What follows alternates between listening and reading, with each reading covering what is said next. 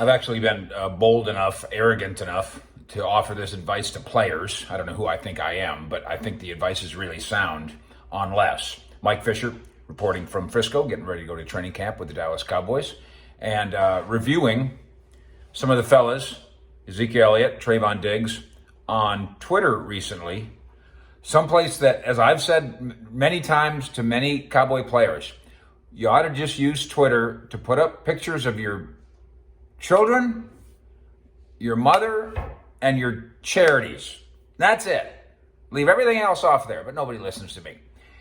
So, Trevon Diggs, who last year, in terms of his ability to impact the game, was as good a cornerback as there was in football, inarguably, to anybody who actually watched the games, finally decided to lash out at Pro Football Focus and said, Pro Football Focus puts out a fake stat, and then y'all believe it, and you retweet it, and it becomes, kind of goes into the ether as part of his, and this is the argument in defense of Diggs' position, as part of his reputation. I think he might be talking about, I don't know if it's the ESPN top 10 or if it's the Madden top 10 or whatever, but once again, somebody has decided that Trevon Diggs isn't very good, and they're just wrong. And what Diggs is stuck on is that 1,000-yard number, because Pro Football Focus, which it did seem to me, I think that PFF dug itself a hole at the beginning of last season by suggesting that Diggs was average, and then no matter what he did, they didn't want to come out of their hole.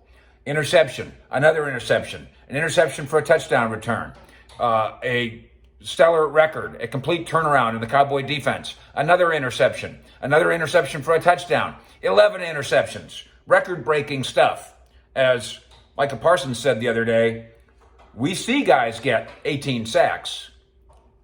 So with all due respect to guys getting 18 or 13 or 20, we don't see guys getting 11 interceptions, and there is something unique about Trevon Diggs' skill set there.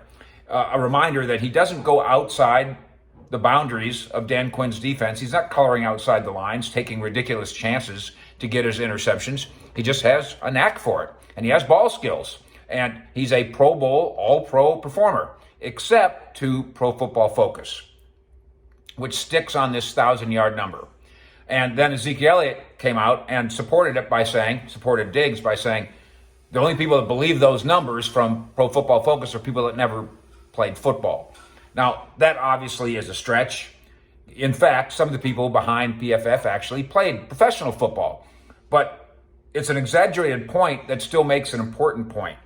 You can't grade every Cowboy player and Bengal player and Broncos player and Browns player for every snap in every game all year long and try to have the grades be even. It's impossible.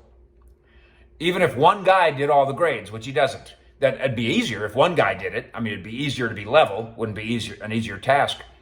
But the thing that makes it an impossible chore, God bless him for trying, I guess, is you don't know what Trevon Diggs' job was on that play.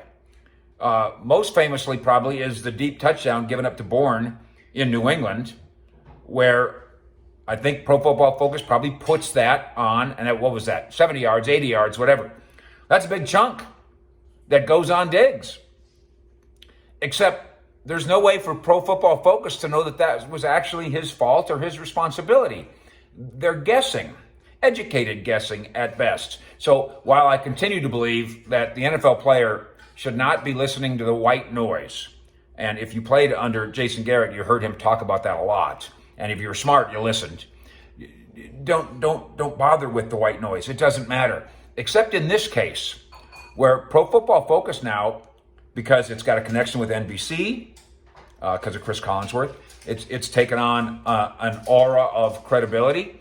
The next thing you know, these kind of numbers and these kind of grades and these kind of fake stats, as Diggs calls them, they start impacting your reputation. They go into Madden. They go into ESPN. They may even start getting attached to your reputation as it relates to your money. And as it relates to your money, now I can understand why the player might want to go ahead and jump on Twitter and retaliate to the fake stat white noise in Frisco with the Cowboys fish. out.